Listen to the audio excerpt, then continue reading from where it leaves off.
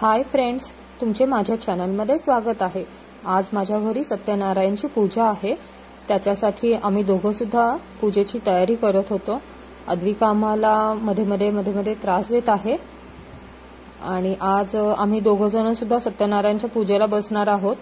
आम्ही या पूजेसाठी हे जे केळीचे खुंट बांधत होतो चौरंगाला, आम्हाला याची प्रॅक्टिस नाही किंवा काही नाही। आम्ही फर्स्ट टाइम दोघं जणही करत होतो, कारण गुरुजी म्हटले की आज थोडी तुम्ही मला मदत करा। त्यांनी आज आम्हाला अर्धी तयारी करून ठेवायला सांगितलेली असल्यामुळे आम्ही दोघं जणही हे करत होतो, नाहीतर गुरुजी आल्यानंतर ह्या सगळ्या गोष्टी करतात। आज त्यांना गुरुजींना सुद्धा भरपूर ठिकाणी पूजा असल्यामुळे त्यांनी आज आम्हाला सांगितलं तुम्ही मला थोडी मदत करा। इकडे आम्ही बाहेर मनस्वीला दाराच्या पुढे बाहेर घराच्या दाराच्या बाहेर आम्ही तिला रांगोळी काढायला सांगितलेली। मनस्वी आमची रांगोळी काढत आहे आणि एकीकडे मी पूजेच्या ठिकाणी सईला सांगितलेलं की तू रांगोळी काढून घे, तर सई सुद्धा मला हेल्प करत होती। ती सुद्धा पूजेच्या तिथे रांगोळी काढत होती आणि या दोघींनाही अद्विका खूप त्रास देत होती। शेवटी अद्विकाला मम्मी थोडंसं खाली फिरायला नेण्यासाठी तिला तिच्या काकांना सांगितलं आणि मग इथे सई अशी रांगोळी या प्रकारे रांगोळी काढत होती।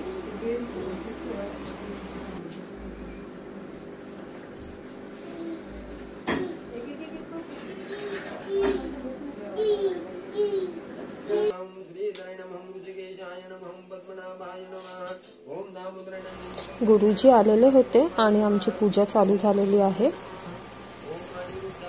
अद्विका पूजेच्या वेळेस झोपलेली होती, त्यामुळे आम्ही दोघं जण पण शांतपणे पूजा करू शकलो।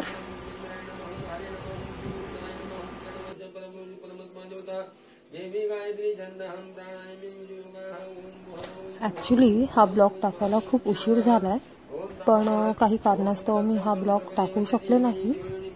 पण लवकरात लवकर आता पुढचा सुद्धा ब्लॉग मी टाकेल। हा ब्लॉग उशिरा टाकल्याबद्दल सॉरी।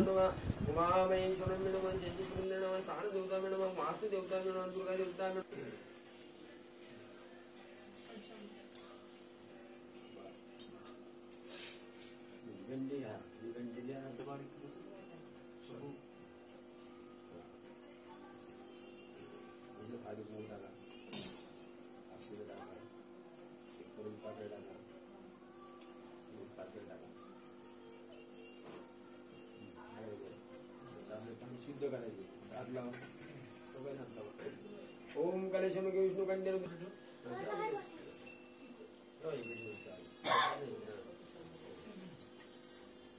घंटानादम कुर्यार्थम अर्पणार्थ द्विदेवानागमनार्थ दुरक्षितामहं कुर्वे घंटारमं तत्र देवतः लक्षणं घंटाय नमः। ओम भूति परब्रह्मरूपस्थं ज्योतिषं प्रभुर्यं आरोग्यं देहि पुत्रांशं सर्वकामांश देहि दीपदेव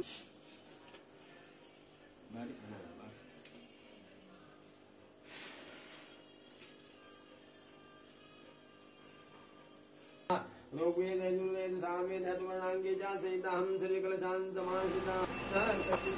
पूजा झाल्यानंतर आम्ही आरती करत होतो।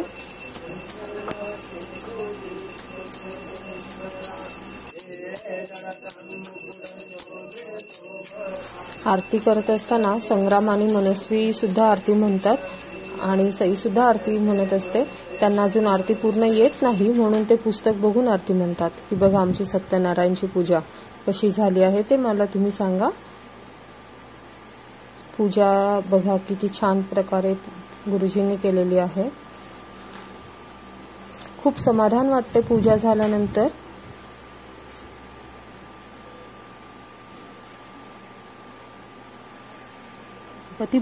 गणपती बाप्पांसाठी खास मी आज मोदक बनवलेले आहेत।